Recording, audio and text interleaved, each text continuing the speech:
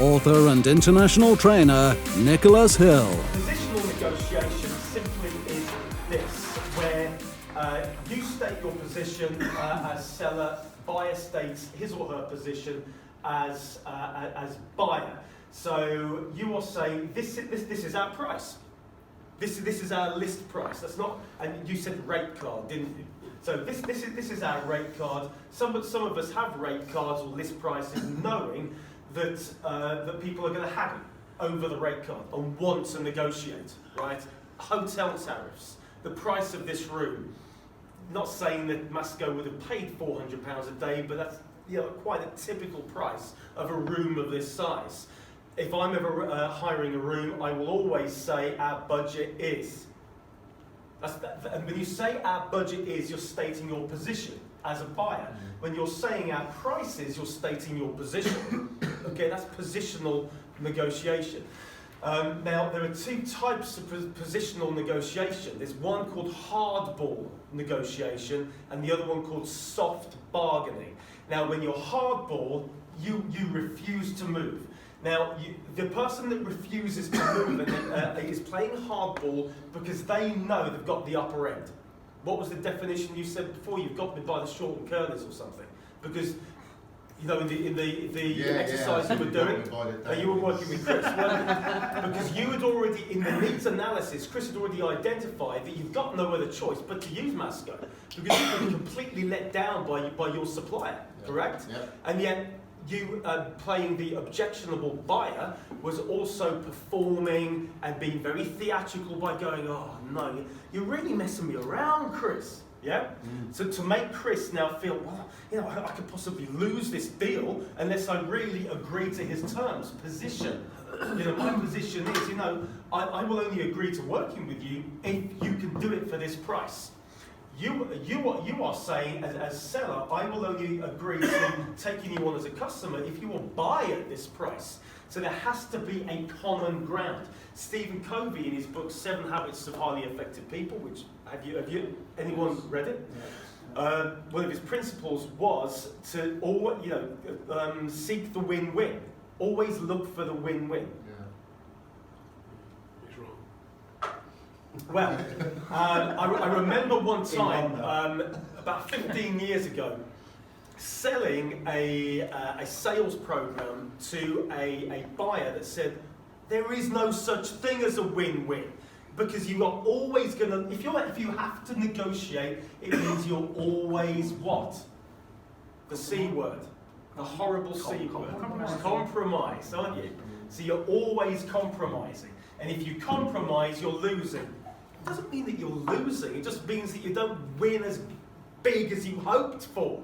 You still get a payout, it just means you don't get the jackpot. Okay? It just means that nobody loses. When you lose, it would be what? What happens if you lose? You're the seller and you lose. What happens now? Profit, your margin goes through the floor. You end up doing a job for free. I've made that mistake before, just to get the clients on board. But you've got to know your figures. You've got to then say to yourself, okay, this first job is going to be for free, okay? Because I'm going to have to hire this room, we're going to have to deliver this training, and all they're paying is just my expenses. But I know there's something so much bigger at the end of it. Sometimes it's worth doing that. And I know some companies have used the phrase send a sprat to catch a mackerel. So you sacrifice the sprat, but eventually you get a mackerel. You don't want to eat some sprat for dinner. You want to eat the mackerel. So you think, well, there's a risk here that I might not have anything at all, but it's a good enough risk. It's a calculated risk, because I know that mackerels are going to eat the sprat, and there's enough mackerel in here, so I'm going to fling my line out. Okay, send the hook with the bait. Now, when you are in positional negotiation and you are doing soft bargaining, this is where you're willing to move a little bit. Okay, back and forth. Okay, soft bargaining is, okay, I realise that you want this, and you realise that I want this. This is our list price.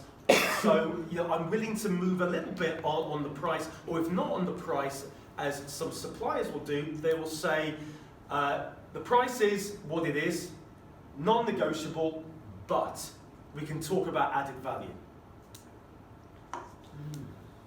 There is a stage just slightly before this that you've got to agree that both parties actually want to do a deal.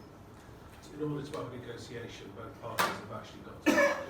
We would have got to that position at the end of the previous stage, of course. You are right. And at the end of the previous stage, which was stage 3 in the sales cycle, remember, which was what? What did we just do?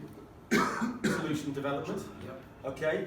You've come to the end of delivering that solution, and you've already got an agreement from the buyer that you're going to be able to go ahead. Now you're overcoming one objection, one potential objection from the buyer, who is now saying, "Yeah, let's do a deal. Let's go ahead. I like what you're proposing. I like what's on the table, but we have to agree on my position here."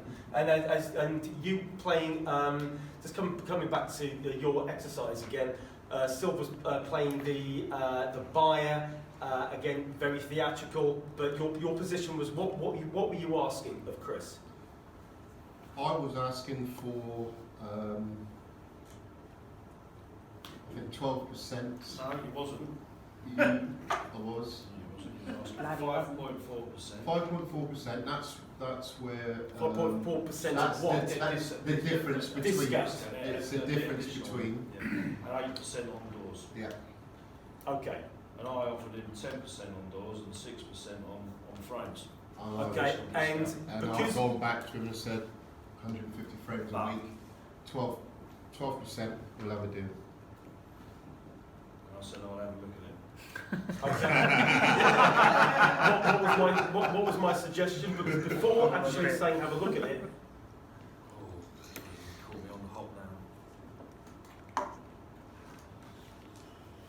sometimes it's not wise to sit there and allow the buyer to put you under pressure, because you might get the bad end of the stick. You then have to say, okay, again using the if we were able to come to an agreement on this one issue. Remember, you've already done your trial closes, so you've agreed on this, but it's just this here that you're not in agreement with just at the moment. Yeah. Okay, so you've got ticks in the boxes here on each of these. We're just not in agreement on this, Chris. Okay, that was your situation, wasn't it? So you're saying, if we can agree on the whatever percentage you're saying you're standing with or demanding, then we've got a deal. And being the leading buyer, the manipulative buyer, reaches out his hand to grab the handshake. Now, we know that potentially can put you in a very dangerous position of walking away from the deal thinking, I shouldn't have agreed to that. Yeah, Okay? What the key is to do your numbers before you go in. This is called setting your parameters, which means you know how high you can go in terms of asking for price, and how low you can possibly go before your profit falls through the floor. You set your parameters. So, in other words, what you've got is now what's called a ZOPA, which is Zone of Possible Agreement. Your Zone of Possible Agreement. Now, you know if you do a deal anywhere in there's going to be profit for you. Ultimately, you want to be as close to the starting block as possible. This is what you want. This is what he or she wants over there. Okay, your job is to meet somewhere in the middle. Enroll on this masterclass now to influence your output, growth, change and culture. Enroll now at nicholashill.com or call 0345 678 9900.